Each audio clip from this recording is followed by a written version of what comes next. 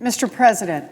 Senator from Massachusetts. Thank you, Mr. President. I want to thank Senator Merkley for bringing us here this evening to give us this chance to talk about a Supreme Court nominee and to have us all here to talk about a whole range of issues, because this Supreme Court nominee will affect the lives of every single human being. So thank you very much, Senator Merkley, for doing this. You know, Mr. President, since day one, the Trump administration has been plagued with chaos, corruption, and broken promises. Candidate Trump promised to drain the swamp in Washington, but this administration is teeming with shady, corrupt political appointees using their government service to line their own pockets and to do the bidding of their benefactors. Candidate Trump promised to take care of everyone, make sure that every American was, in his words, beautifully covered. Instead, he's trying to rip up the Affordable Care Act, permit insurance companies to discriminate against tens of millions of people with pre-existing conditions, and knock millions more off health care coverage. Candidate Trump promised to raise taxes on the rich. Remember that one? Yep. Instead, he handed out an eye-popping $1.5 trillion tax giveaway to giant corporations and the super rich. For hardworking American families, the Trump presidency has turned into a nightmare. But Trump hasn't broken his promises to everyone. No, not by any stretch. For millionaires, billionaires, and giant corporations, Trump has kept his promises all the way. And nowhere has that been more obvious than with our courts. Equal justice under law. Those are the words inscribed over the top of the Supreme Court. And that's what the American judicial system is supposed to be all about. A fair, neutral forum governed by the rule of law. A place where everyone can be heard. A place where individual rights are respected. A place where nobody is above the law. High aspirations, but these ideas never sat well with the wealthy and well-connected. They're used to getting special deals, and a judicial system that protects everyone, no matter their wealth or status in this country, is a challenge to their unchecked power.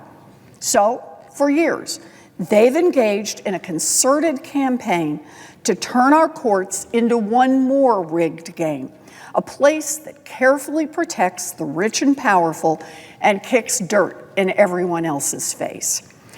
Billionaires and giant corporations have been working on this plan for decades.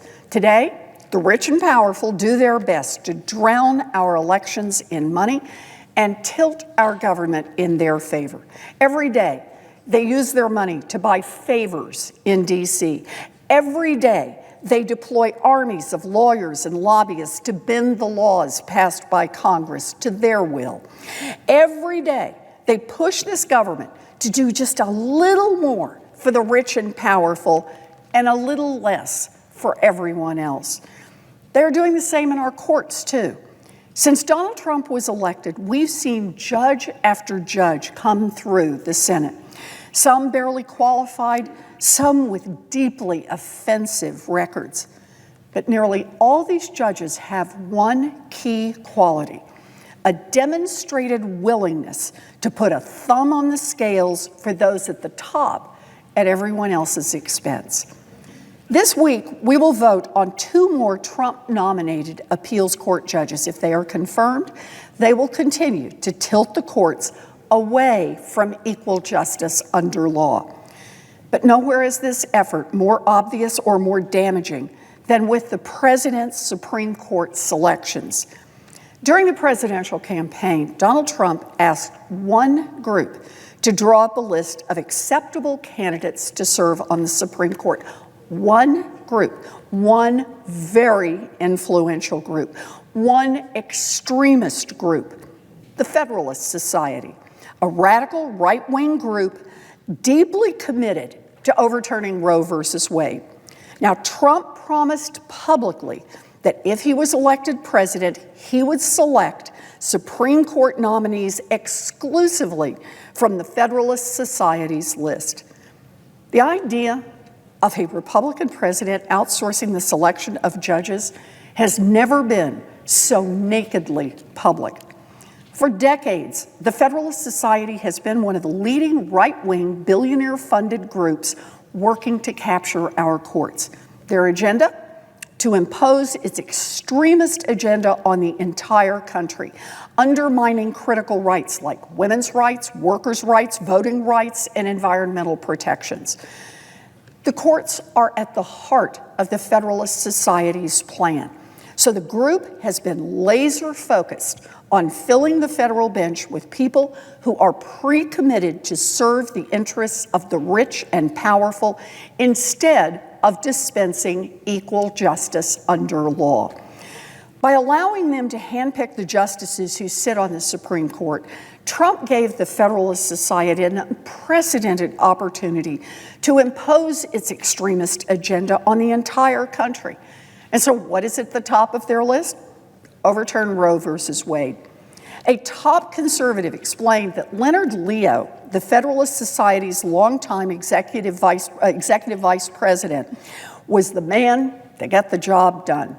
I quote, "No one has been more dedicated to the enterprise of building a Supreme Court that will overturn Roe than the Federalist Society's Leonard Leo."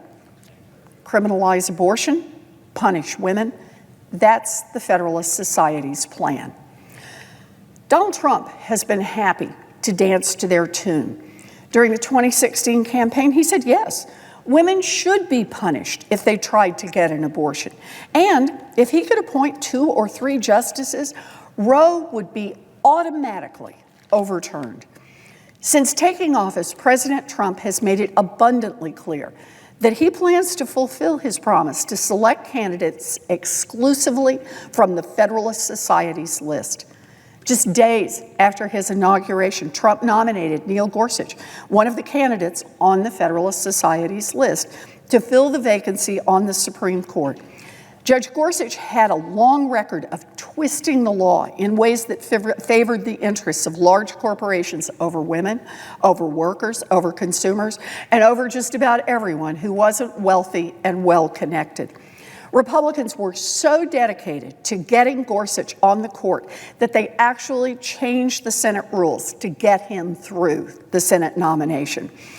From his powerful perch on the Supreme Court, Judge Gorsuch has continued to make it harder for Americans to find justice. In just 1 year on the court, he has voted to gut the ability of public sector unions to negotiate for higher wages, better benefits, and improved working conditions for teachers, for nurses, for firefighters, for police officers, and for other public servants. He has voted to undermine workers' ability to hold their employers accountable for breaking the law. He has voted to uphold President Trump's immoral Muslim ban. The same powerful people who handpicked Justice Gorsuch know they'll have another ally in Judge Kavanaugh. And frankly, it's not hard to see why. Like Justice Gorsuch, Judge Kavanaugh's record shows that he will continue to tilt the scales of justice in favor of the rich and powerful and against everyone else. And don't take my word for it. Take a look at his record. Judge Kavanaugh voted to limit the ability of women to make their own health care decisions. He opposed a ruling protecting women's access to birth control under the Affordable Care Act. He voted to make it harder for agencies to protect public health, safety, and economic security. He ruled that the Consumer Financial Protection Bureau, the agency that has returned $12 billion directly to people who were cheated by corporate lawbreakers, he ruled it's unconstitutional. And he suggested that federal judges might substitute their own personal policy judgments for those of expert federal agencies that have been directed by Congress to enforce the law. Now, here's the thing. Judge Kavanaugh had a lot of competition to get selected to fill the vacancy on the Supreme Court. After all, the Federalist Society had pulled together a whole list of people pre-screened to overturn Roe versus Wade and to help out the powerful corporate interests that are really calling the tune in Washington. So why pick Judge Kavanaugh?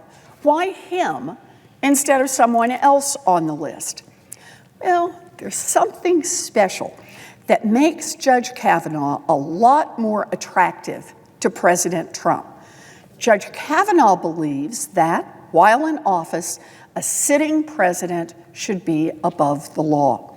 He has argued that sitting presidents should not face personal civil suits or criminal investigations or prosecutions while in office.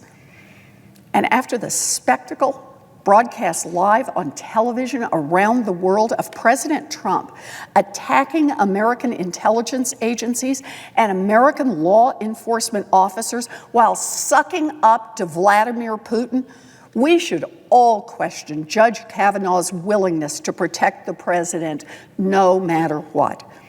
After Trump's deeply embarrassing performance, Republicans who actually want to stand up for the United States of America and stand up to Trump, instead of hiding behind carefully worded tweets, could refuse to rubber stamp Trump's Supreme Court nominee. Republicans who believe that no one is above the law could vote no on Judge Kavanaugh. Now, there's a lot more that makes this nominee particularly attractive to President Trump. Judge Kavanaugh has demonstrated incredible hostility toward efforts to rein in public corruption and to break the stranglehold of money on our political system. Substituting your personal views for the will of Congress is not the job of a judge, and it is certainly not conservative. Stripping away rights from women, from voters, from workers, from immigrants, while expanding the rights of corporations and rich people isn't fair, not neutral, and not equal. Judge Kavanaugh didn't make this stuff up on his own. No, Judge Kavanaugh is part of a movement to twist the Constitution in ways that are deeply hostile to the rights of everyone but those at the top. He's been a part of that movement for the majority of his professional life, both before and after he became a judge. And now he has a record of 12 years of judicial decisions that demonstrate his loyalty to that radical ideology. All of this makes Brett Kavanaugh a dream candidate for the right-wing extremist Federalist Society, a dream candidate for right-wing extremist Republicans, a dream candidate for the right-wing groups and billionaires who want to buy off our political system, a dream candidate for a sitting president whose campaign is under an active, ongoing FBI investigation that eventually could land in the United States Supreme Court. A dream candidate for all of them and a nightmare for everyone else. President Trump has made his choice. But here's the thing. President Trump is not a king. The Constitution demands that the Senate have a say in who gets to serve on the Supreme Court. And that means every single senator has a vote. So think about what's at stake. One justice, one vote, could determine whether or not women can make their own health care decisions. One justice, one vote, could determine whether workers can join unions to negotiate for better pay, better working conditions, and better benefits. One justice, one vote, could determine whether millions of people with pre-existing conditions can still get health insurance. One justice, one vote, could make decisions on voting rights, civil rights, immigration, criminal justice, consumer protection, and environmental protection. One justice, one vote, could decide whether everyone, or just those at the top, can find justice in America. The justices who sit on the highest court in this country should not be pre-screened by extremist groups whose agenda is to tilt the scales of justice against Americans who are most vulnerable. They should not work to hand our courts over to corporate giants and wealthy individuals. The justices who sit on our highest court should be unequivocally committed to one principle: equal justice under law. Judge Kavanaugh's record shows that he is not the right candidate to spend a lifetime making decisions that will touch the lives of every American. Every American who believes that our courts should not be another puppet of the rich and powerful should speak out. And every senator who believes in equal justice under law should say no to Judge Kavanaugh. Mr. President, I yield the floor to my colleague from Oregon.